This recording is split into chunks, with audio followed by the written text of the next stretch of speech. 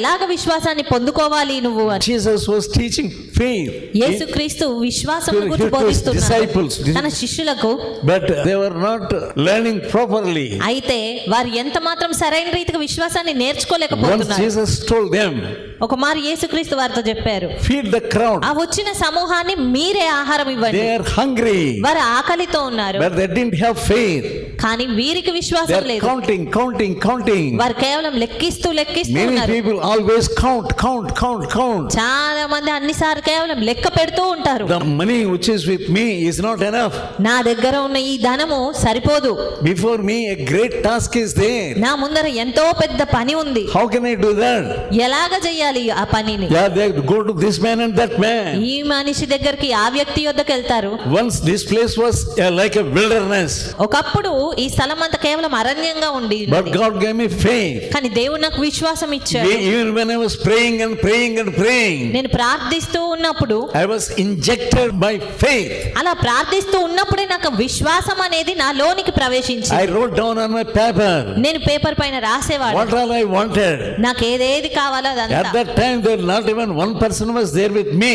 ఆ సమయంలో నాతో కేవలం ఒక్క వ్యక్తి కూడా లేకపోయినాడు. But now with your own eyes you are seeing. కానీ ఇప్పుడు మీ కన్నులారానే మీరు చూస్తూ ఉన్నారు. You are seeing everything. మీరు సమస్తాన్ని ఇక్కడ During చూస్తున్నారు. those times only wilderness was there. కానీ ఇక్కడ ఒకప్పుడైతే కేవలం అరణ్యం మాత్రమే ఉండేది. I drew the structures and how to build and what to do and so on. ఇక్కడ నేను చిత్రాలన్నీ కూడా డ్రాయింగ్ వేసేవాడను, and God ఎలాగుండాలి ఇదంతా. And God put the life in those diagrams. అయితే ఆ దృశ్యాలు నేను వేసిన ఆ పటాలలో దేవుడు జీవముని ఇచ్చినప్పుడు I saw the life in those diagrams. ఆ చిత్రపటాల్లోనే జీవమును నేను చూసేవాడను. One by one how it was coming up. ఒకదాని తర్వాత ఒకటి ఏ రీతిగా అవన్నీ I నెరవేర్చబడుతున్నాయి. was alone here. ఇక్కడ నేను ఒంటరిగా ఉండి ఉన్నాను. Spending time hours together. గంటల తరబడి సమయాన్ని I గడిపేవాడను, was not afraid కానీ నేను భయపడలేదు. because the spirit of God is hovering on me. ఎందుకంటే దేవుని ఆత్మ నన్ను పట్టుకున్నాడు గనక.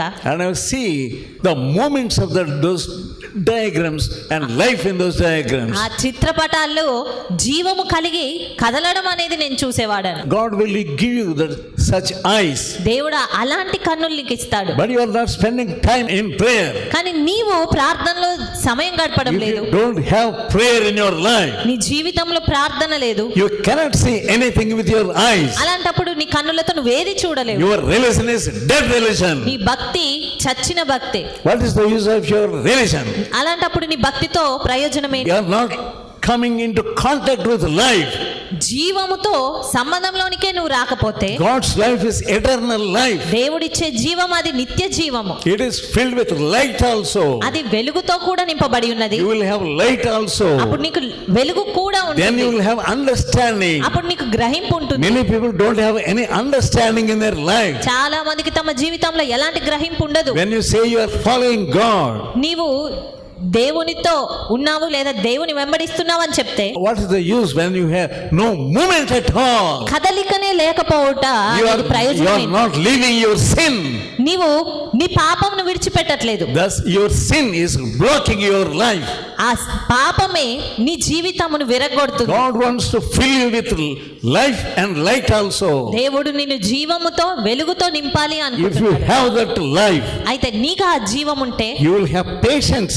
నీకు ఓర్పు ఉంటుంది. Fourth verse, but let patience have her perfect and entire, wanting nothing. 4వ వచనం, ఏ విషయంలోనైనను కొదవలేని వారునయ్యుండునట్లు ఓర్పు తన క్రియను కొనసాగింపనీయుడి. Your patience will move forward. నీ ఓర్పు అనేది కొనసాగాలి ముందుకు. If you don't have faith, నీకు విశ్వాసం లేకుంటే you will not have patience. నీకు ఓర్పు కూడా ఉండదు. Many people lose patience చాలా మంది ఓర్పును కోల్పోతారు. at the time of temptation and trial. శోధన సమయంలో, పరీక్ష సమయంలో కోల్పోతారు ఓర్పును. That's where Martha lost her patience. అక్కడే మార్త కూడా తన ఓర్పును కోల్పోయింది. Jesus rebuked her. అయితే యేసుక్రీస్తు ఆమెను గద్దించాడు. That rebuke made her to get patience.